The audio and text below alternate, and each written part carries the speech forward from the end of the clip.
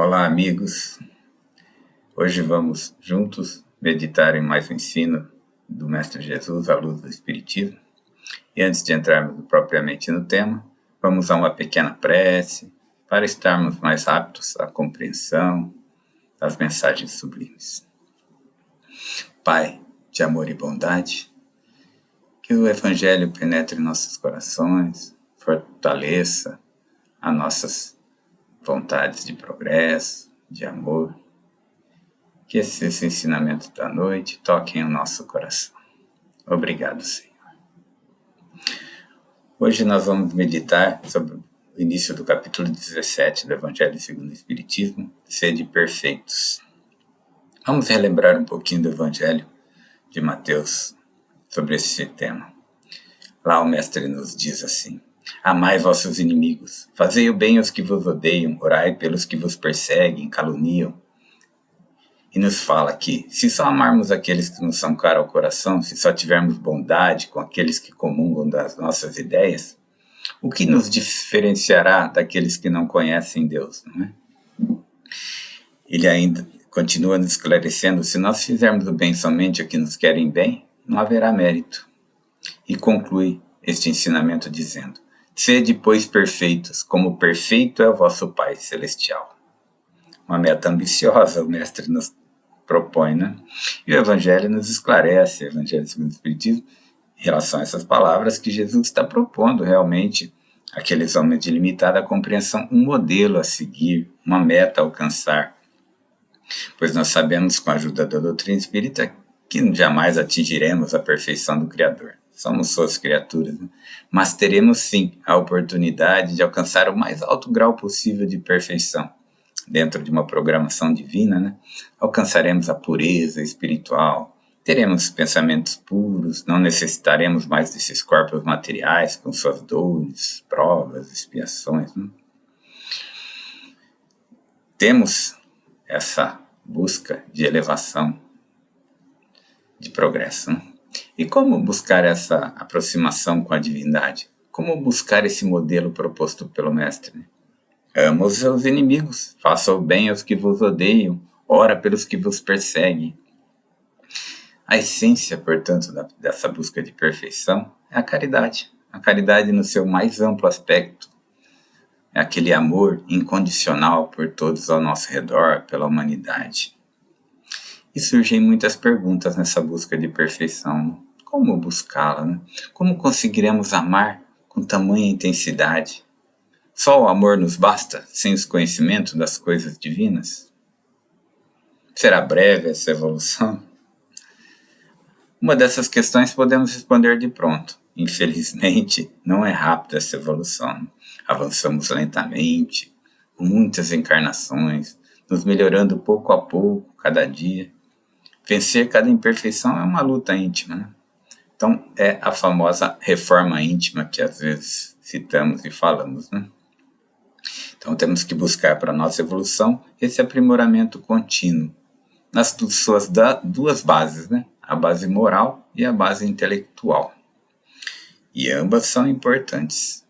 Mas qual é a mais importante? A pergunta 204 do livro Consolador pergunta-se: a alma humana poderá elevar-se a Deus tão somente com o progresso moral, sem os valores intelectuais? Olha o que nos responde o Consolador.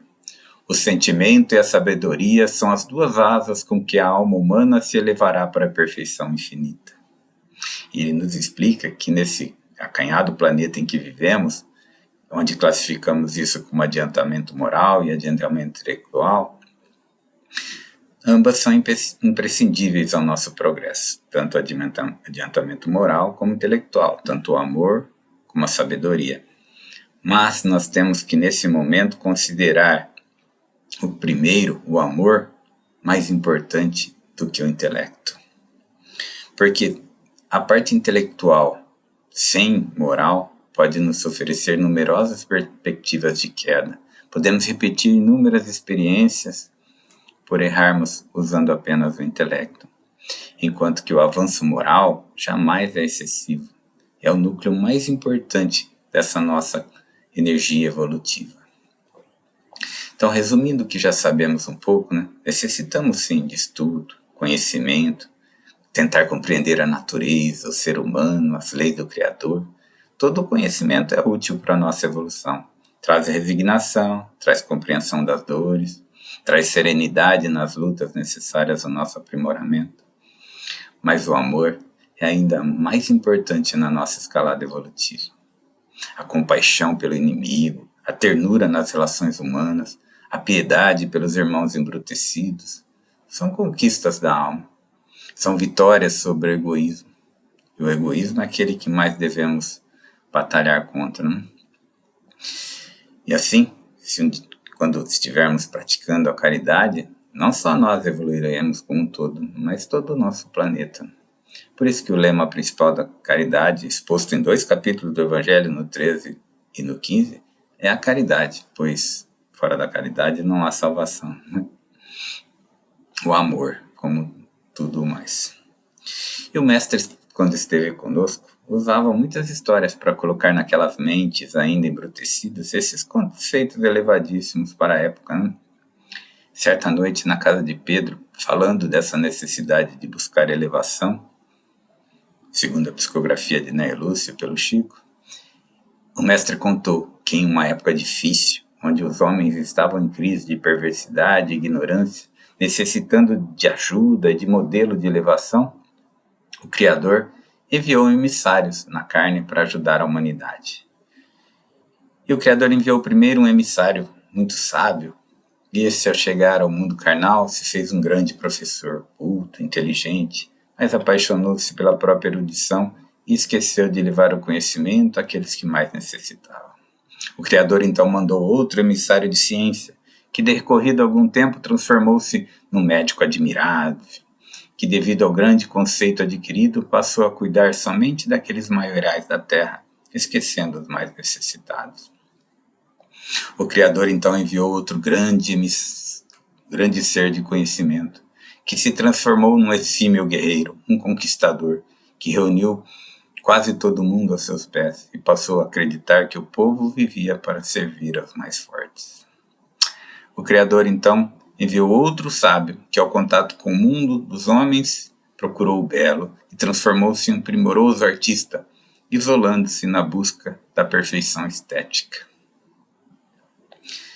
Foi então que o Pai, preocupado com tantos insucessos, ordenou a vinda de um mensageiro de amor aos homens. Este enviado enxergou todos os quadros dolorosos da terra, sentiu imensa piedade pela humanidade, compadeceu-se dos emissários anteriores, da dureza da vida do homem, e passou a trabalhar ativamente em benefício geral. Veio para servir, desculpou erros, compreendeu ofensas, amou sem reserva seus irmãos, sofreu perseguições, calúnias, mas não deixou de dar o exemplo de amor aos companheiros animalizados. Foi fazendo-se então o último de todos que conseguiu acender a luz da fé renovadora e da bondade nos corações terrestres, conseguindo plena vitória na missão que o Pai lhe confiou. E o Mestre conclui nesta noite, nesse ensino: cultura e santificação representam forças inseparáveis da glória espiritual. A sabedoria e o amor são as 2 asas dos anjos que alcançaram o trono divino. Mas, em toda parte, quem ama segue à frente daquele que simplesmente sabe. Belas palavras do Mestre, né? A grande dificuldade nossa é trazer para o nosso dia a dia, né, todos esses ensinos sublimes. Como buscar elevação diante de tantas dificuldades diárias que passamos, né? Como aplicar esses conhecimentos na nossa vida cotidiana. E Kardec traz, nesse capítulo 17, um texto que nos chama muito a atenção e de tamanha importância, está citado tanto no Evangelho segundo o Espiritismo, nesse capítulo 17, como no Livro dos Espíritos, na questão 918. O texto tem como título O Homem de Bem. Ele nos dá uma síntese do que devemos buscar para ir buscando essa perfeição. Ele nos diz mais ou menos assim, resumidamente, vale a pena a gente ler no capítulo 17, né, que o verdadeiro homem de bem, ou seja, o ser humano, mulheres e homens que estão buscando a perfeição, praticam a lei de justiça, de amor e de caridade na sua maior pureza. Interroga sempre a consciência sobre seus atos e se pergunta se não fez o mal, se fez todo o bem que podia, se não perdeu a oportunidade de fazer ao bem a alguém, se ninguém tem nada de reclamar dele, se fez aos outros tudo o que queriam que lhe fizesse. Sim, simples, mas difícil, né? Tem fé em Deus, tem fé na bondade, na justiça e na sabedoria divina, pois ele sabe que sem a permissão do Pai nada acontece. Portanto, ele tem fé no futuro, sabe que a vida espiritual é mais importante que a vida material e, portanto, compreende as dificuldades da vida, suas provas, suas expiações e as recebe sem murmurar. Esse homem de bem faz o bem sem esperar recompensa. Ele encontra satisfação nos benefícios que derrama, nos serviços que presta, nas lágrimas que seca, nas consolações que dá aos aflitos. O seu primeiro movimento é sempre pensar no próximo e não em si mesmo. Ou seja, ele é bom, humano, benevolente para com todos, portanto, sem preferência, sem preconceitos. Respeita outras convicções sinceras. A caridade será sempre o seu guia, mesmo nas mínimas palavras, para não ferir. Não tem ódio, nem rancor, nem desejo de vingança. Perdoa sempre. É indulgente com as fraquezas alheias, né? Compreende que todos têm defeitos ainda. E estuda as suas próprias imperfeições e as combate sem cessar. E com tudo isso não se envadece dos seus talentos, não se envadece do que tem às suas mãos. Se tem poder social, trata todos como iguais. Se é subordinado, procura cumprir bem seus deveres. Ele nos diz: enfim, o homem de bem respeita os seus semelhantes como gostaria que ele respeitasse seus direitos e deveres. E Kardec nos faz ainda um alento ao final. Aqueles que se esforcem por possuir algumas características enunciadas, no caminho se acha de conseguir todas as demais. Estamos vivendo algum desses conceitos sublimes? Esses conceitos são novos para nós? Não são novos em tese, porque somente na sua forma de apresentação. O mestre, através de seus exemplos, de seus ensinos, através do Evangelho, já nos convidava a essa renovação, essa busca por espiritualização, não é? Nos ensinando a perdoar, a amar, a respeitar, a fazer aos outros o que gostaríamos que fizessem por nós, buscando intensamente esse nosso aprimoramento. Kardec nos diz, portanto, que o Espiritismo não criou nenhuma moral nova. E o que caracteriza o verdadeiro espírita e o verdadeiro cristão é a mesma coisa, pois ambos têm a mesma característica, é o mesmo conhecimento. O que o Espiritismo faz é nos trazer uma compreensão maior da moral do Cristo, dando uma fé mais sólida para que nós possamos caminhar. E a grande diferença, a grande dificuldade talvez, seja para algumas pessoas, é que creem e tentam viver esses ensinos, e outros apenas os conhecem, né? E nos diz Kardec que alguns creem na manifestação da espiritualidade, na existência do mundo espiritual, na relação direta dos espíritos para conosco, mas não se renovam moralmente.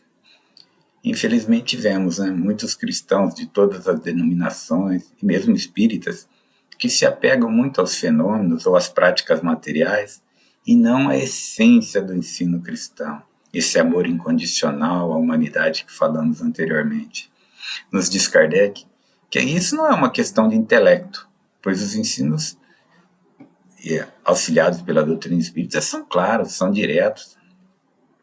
E provavelmente aquele que pode ser qualificado de verdadeiro e sincero espírita, ou seja, verdadeiro cristão, é alguém que já está num certo grau superior de adiantamento moral, ele nos diz. As percepções de alguns em relação à espiritualidade são mais claras, os princípios da doutrina vibram no seu ser. O que não acontece com aqueles que passam a conhecer a doutrina, mas não se melhoram.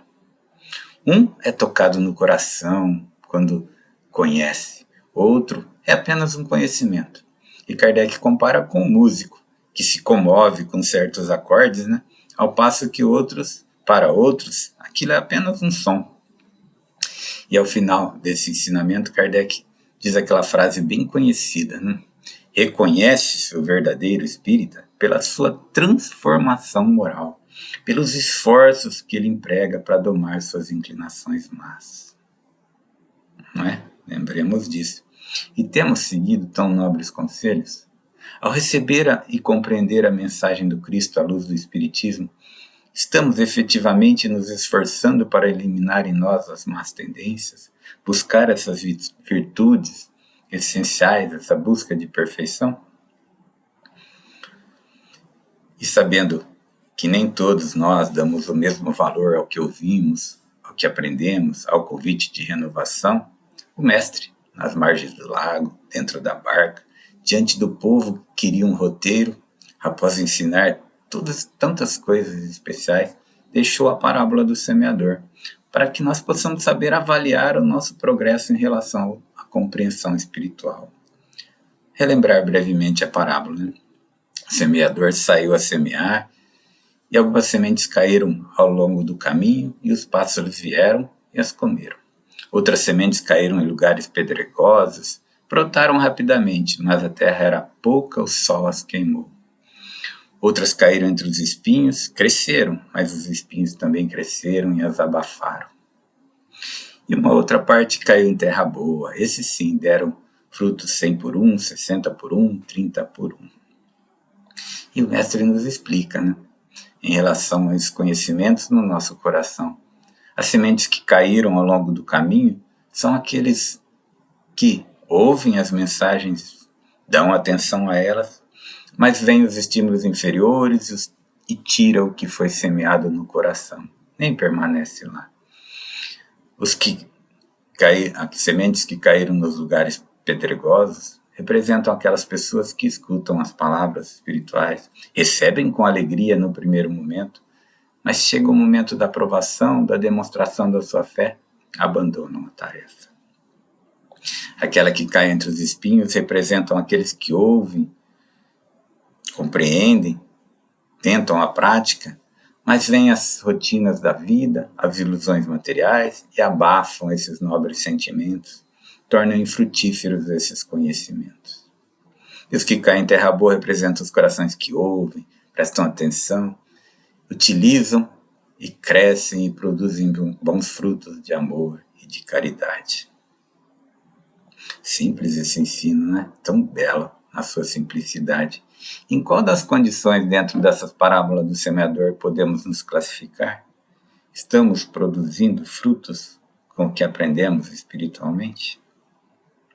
Que possamos avaliar nosso proceder em relação a esses conhecimentos que recebemos na nossa caminhada, e assim possamos nos tornar sementes também de luz e de progresso. Lembramos ainda que o mestre nos disse que mais será pedido aos que mais têm, não é? E às vezes nós temos muito a oferecer, temos capacidade intelectual, temos amor no coração, mas ficamos esperando uma oportunidade, como se houvesse a necessidade de mostrar ao mundo que somos bons, que progredimos, né? Sem lembrar que cada palavra que lançamos, cada ato dos mais simples, podem ser úteis, podem ajudar, podem fortalecer, apoiar alguém. Cada momento é um momento de provarmos que somos bons espíritas, bons cristãos. Então, quando esperamos um momento especial para que isso brote em nós, talvez nos falte uma importante virtude. E um amigo nos deixa neste capítulo uma mensagem sobre esse detalhe, que é muito importante para a busca dessa perfeição. O texto se chama A Virtude. Resumidamente, o amigo nos diz que ser virtuoso, no mais alto grau, é possuir um conjunto de qualidades essenciais que constitui o homem de bem, como falamos há pouco. Resumidamente, ele nos diz ser bom, caridoso, laborioso, trabalhador, sóbrio, entre outras qualidades. Ele nos diz que, infelizmente, no nosso estágio evolutivo, no planeta, nas condições de crescimento espiritual que estamos sujeitos, essas virtudes ainda estão acompanhadas de pequenos defeitos, pequenas enfermidades morais que a desornam, atenuam, enfraquecem. Então ele nos diz que não é virtuoso aquele que faz ostentação da sua virtude, quer receber do mundo os elogios, a admiração, não procura o mérito espiritual. Ele nos diz que tivemos grandes exemplos de homens virtuosos. Eles não se sentiam virtuosos, faziam aquilo por amor, porque sentiam o amor pelos seus semelhantes. Inúmeros outros homens de grande amor estiveram conosco e nem foram notados pelo mundo. Foram notados apenas por aqueles que foram beneficiados pelo seu amor, pelo seu amparo. Então, virtuosos seremos em consequência, sim, da nossa reforma íntima, do que fizermos de bom aos nossos irmãos, que o Espiritismo nos convida. O amor ao próximo, caridade, mas sem orgulho, sem vaidade pelo bem praticado. Sem se sentir superior por fazer o bem, por cumprir o que é uma obrigação, pelos ensinos que aprendemos, né? Ele termina com um conselho espiritual assim: mais vale pouco a virtude com modéstia do que muita com orgulho. Pelo orgulho é que as humanidades sucessivamente se hão perdido. Pela humildade é que um dia elas vão se redimir. Lembremos disso. São muitos ensinos nesse capítulo. Quando é que nós vamos perceber que estamos prontos para essa evolução, não só individual, mas coletiva? No livrinho Jesus no Lar, no capítulo 24, Jesus nos dá um sinal dessa renovação, dessa perfeição que em breve estaremos produzindo em nosso planeta. Ele nos disse, ante a Assembleia Familiar, que quando o reino divino estivesse às portas do homem, a alma humana estaria renovada. O mais poderoso não seria o mais desapiedado, e sim aquele que mais amasse. O vencedor não seria o que exterminasse o seu inimigo, mas aquele que combatesse a iniquidade e a ignorância dentro de si mesmo até a extinção de todo o mal na sua natureza. O mais eloquente não era o dono do mais belo, não será o dono do mais belo discurso, mas assim aquele que aliar palavras santificantes aos próprios atos, elevando todos ao seu redor. O mais nobre não será aquele que tiver mais títulos transitórios da terra, mas aquele que acumular mais intensamente créditos de amor e de gratidão no coração dos mais necessitados. O mais respeitado não será o que tiver mais ouro ou poder armado, mas aquele de melhor coração. O mais santo não será aquele que se isola em altares de orgulho, evitando o contato com os que padece, mas sim aquele que desce da sua grandeza e estende mãos fraternas aos miseráveis e sofredores. O mais puro não será o que foge ao contato do mal, mas aquele que mergulha no lodo para salvar os irmãos caídos sem contaminar-se. O mais sábio não será o possuidor de mais livros ou teorias, mas assim aquele que, embora saiba muito, procure sempre acender luzes de saber nas sombras que envolvem os irmãos mais próximos. O mestre, quando nos disse isso, olhou a noite clara, com os olhos provavelmente no futuro, e concluiu assim: nesta época sublime, os homens não mais deixarão o lar para combater os próprios irmãos.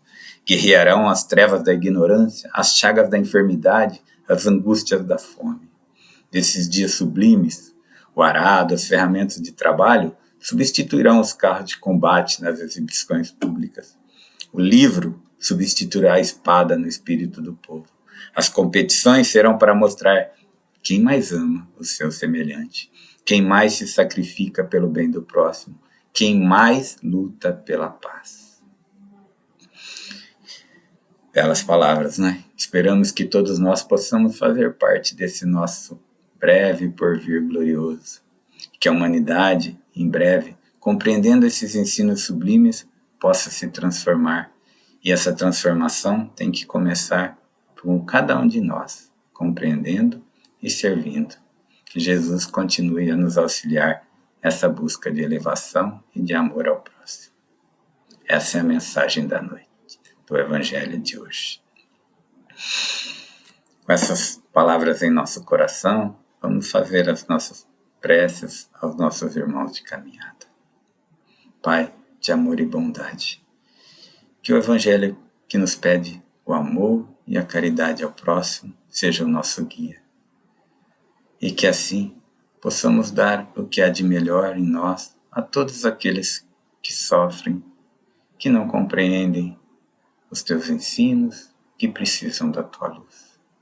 Pedimos por todos aqueles que sofrem as enfermidades do corpo, as enfermidades da alma, aqueles que sofrem pela falta do pão.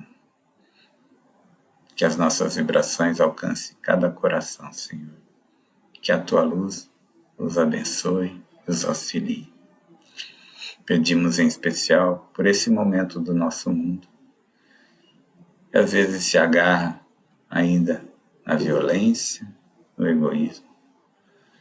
Nos ampara, Senhor, a compreendermos que só o amor nos fará melhor, transformando esse mundo num mundo de paz.